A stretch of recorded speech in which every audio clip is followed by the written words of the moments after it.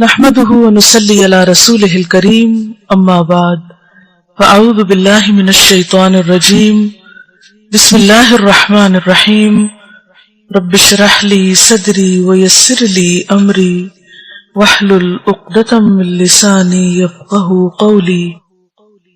جو ہی نکاح کی بات ہوتی ہے یا نکاح کا ارادہ ہوتا ہے تو اس میں سب سے پہلی چیز رشتے کی تلاش ہوتی ہے کہ نکاح کہاں کیا جائے۔ اس موقع پر ہمارے معاشرے میں عام طور پر خاندان اور برادری کو ترجیح دی جاتی ہے، اور جہاں تک ذات پات کا تعلق ہے، قرآن پاک میں اللہ تعالیٰ فرماتے ہیں وَجَعَلْنَاكُمْ شُعُوبًا وَقَبَائِلَ لِتَعَارَفُوا، ہم نے تمہیں قبیلوں اور خاندانوں میں بنایا تاکہ تم ایک دوسرے کی پہچان کر سکو۔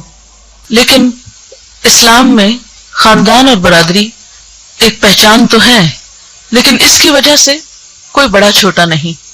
جب سب آدم کی اولاد ہیں تو پھر انسان ہونے کے ناطے محض خاندانی فرق سے کوئی بڑا چھوٹا نہیں ہوتا۔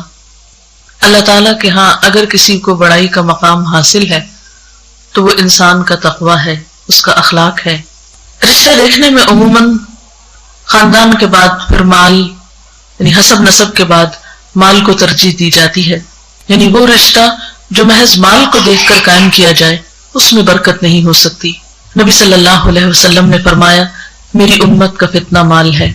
آپ صلی اللہ علیہ وسلم نے یہ بھی فرمایا کہ عورت سے شادی 4 چیزوں کی بنیاد پر کی جاتی ہے، اس کا حسب نسب، مال، حسن، خاندان، لیکن تم دین والی کو اختیار کرو، یعنی اگر کسی کے اندر دین کی روح ہوگی، خدا کا خوف ہوگا، تو وہ لازمی طور پر دوسروں کے معاملے میں وہی رویہ اختیار کرے گا جو وہ اپنے لیے پسند کرتا ہے۔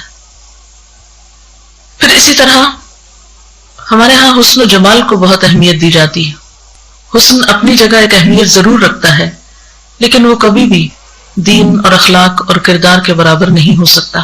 اس لیے بہت سی ایسی لڑکیاں صرف اس لیے شادی سے محروم رہ جاتی ہیں کہ ان کے پاس معاشرے کا مطلوبہ معیار حسن نہیں۔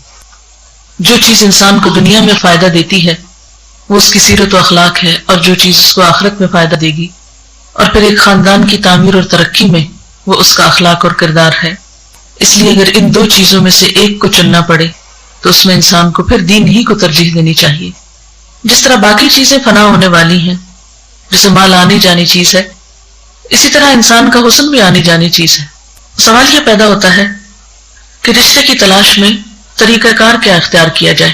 کیا وہ جو ہمارے معاشرے میں عام طور پر ہوتا ہے کہ رشتے کی تلاش میں مختلف جگہ پر لڑکیاں دیکھی جاتی ہیں اور پھر ان کی خامیاں اور نقائص اور ناپسندیدہ چیزیں جگہ جگہ بیان کی جاتی ہیں؟ قرآن پاک میں اس چیز کی سختی سے مذمت کی گئی ہے۔ تو بات یہ ہے کہ رشتے کی تلاش میں انسان جو بھی اس کے لیے پاسبل آسان طریقہ ہو اس کے لیے کوشش کر سکتا ہے، دیکھ سکتا ہے، لیکن دیکھنے کے بعد اگر پسند نہ آئے تو اس کو مجلسوں میں بیٹھ کر کرٹیسائز کرنا یا چھوٹی چھوٹی باتوں پہ ناک منہ چڑھانا یہ نہایت ناپسندیدہ چیز ہے۔ بد اخلاقی اور ایمان ان دونوں کا آپس میں کوئی میل اور جوڑ نہیں۔ پھر اسی طرح یہ ہے کہ اس معاملے میں دعا بھی کرنی چاہیے۔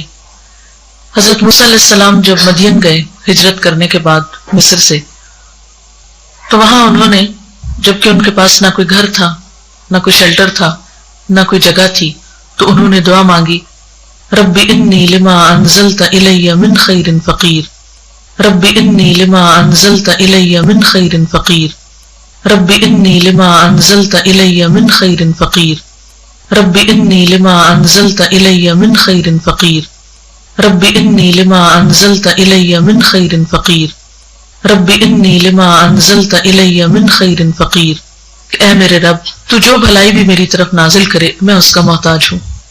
تو یہ دعا ہر وہ شخص پڑھ سکتا ہے جو رشتے کے لیے پریشان ہو، یا والدین بھی پڑھ سکتے ہیں اپنی اولاد کے لیے۔ اور پھر قرآن پاک ہی کی تعلیم کی روح سے ہم دیکھتے ہیں کہ ودن 24 آورز ان کو اللہ تعالیٰ نے گھر بھی دیا، کھانا بھی دیا،